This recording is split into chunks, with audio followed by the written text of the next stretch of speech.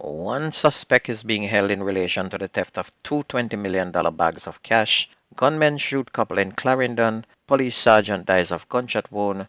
Manning Cup heat up today. This is Undiluted News. Mikey Bones reporting. According to two political analysts, Prime Minister Andrew Holness charged that the People's National Party supporting criminality represents a change in the Jamaica Labour Party's campaign tactics ahead of the upcoming legislative election, which is scheduled for next year in accordance with the Constitution.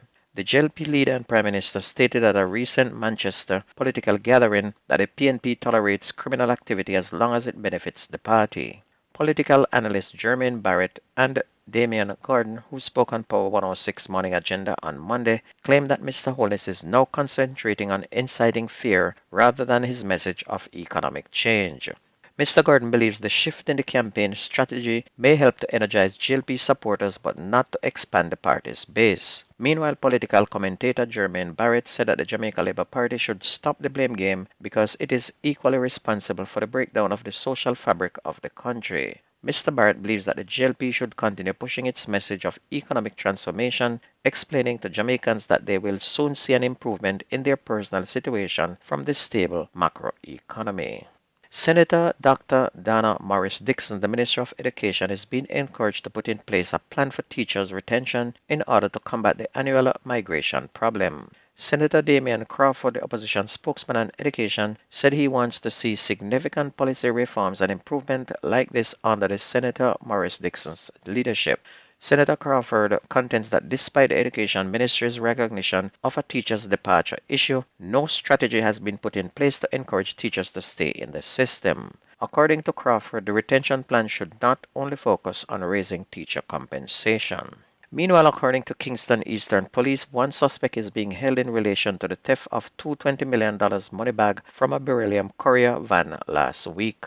Additionally, police have revealed that they have found what they believe to be some of the stolen cash. Investigators are reported looking for an SUV connected to the lost money. On Thursday, the money turned up missing from the courier vehicle in East Kingston. According to reports, the courier vehicle and its three-person crew were delivering 48 bags filled with cash to Norman Manley International Airport at around 10 in the morning. And according to reports, a motorist informed the driver during a trip that two bags had fallen off the truck and that the rear door was open.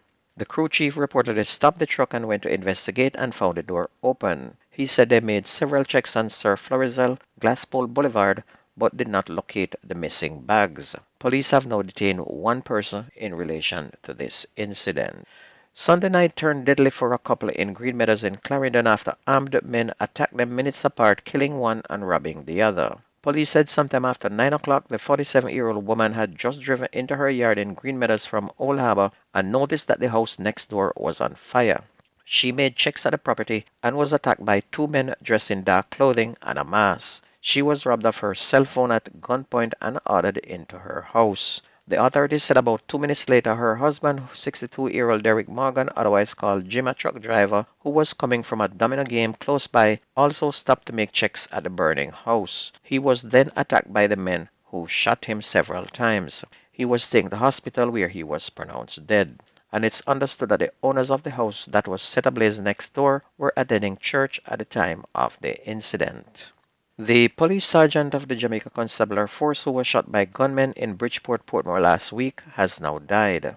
Sergeant Patrick Mahoney passed away yesterday morning in hospital.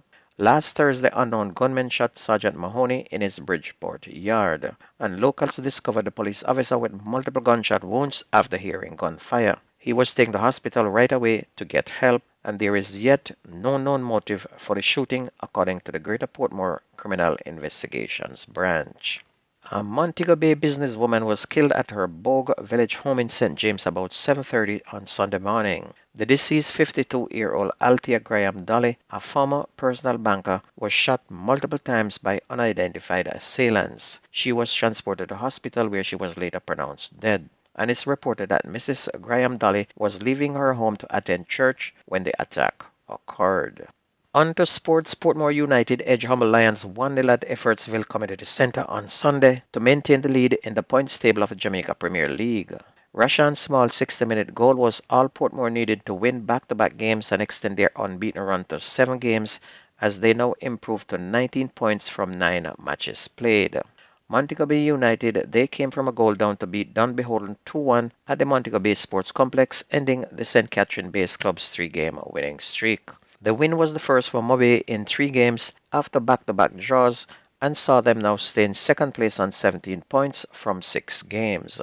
Mount Pleasant FA were also winners on Sunday, beating Harborview 3-1 at Drax Hall to rebound from their loss to Dunbeholden last week. Kimani Bailey got Mount Pleasant off to an early start when he scored in the first minute, but they had to wait until early in the second half for the second goal scored by Daniel Green before Nicholas Nelson scored a third goal in the 55th minute.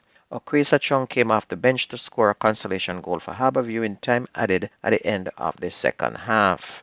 Meanwhile, defending champions Cavalier, they maintained their unbeaten start with a 2-1 victory over Vere Phoenix United on Sunday at Sabina Park. The Rudolph Speed coach Cavaliers wasted no time in scoring as Dwayne Atkinson found the back of the net in the first minute. Their advantage was doubled just before the break through Jamario Calvin's excellent finish.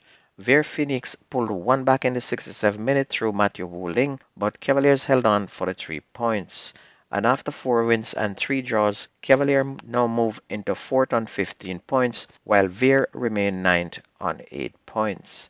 And in last night's game, Waterhouse Tagmolines United 3-1 to move to 17 points and jump into joint second place with Mobile United, while Annette Gardens edge rivals Tivoli Gardens 2-1. In schoolboy football, that will continue today in the quarterfinals of the DaCosta Cup when Monroe will clash with Garvey Massey, and both teams are on 1 point after drawn games over the weekend. And in Manning Cup action today, we will see 4 games with Campion facing Excelsior. Both are on 1 point from drawn games. Tivoli, who were beaten 5-0 on Saturday by Kingston College, will face an uphill task when they face Mona, who drew on Saturday and need a win to stay relevant. St. Catherine, who drew on Saturday, will face another drawn team, Heidel, while the ruthless Kingston College with 3 points will lock horns with Jamaica College, who have 1. So it's going to be really good football in Manning Cup today. And if you missed the news on this radio station, please go to YouTube, type in Jamerican Undiluted News, listen, like, share, subscribe to keep it going. That's news and sports on your favorite radio. My name is Mikey Bones. Have a wonderful day. I gone.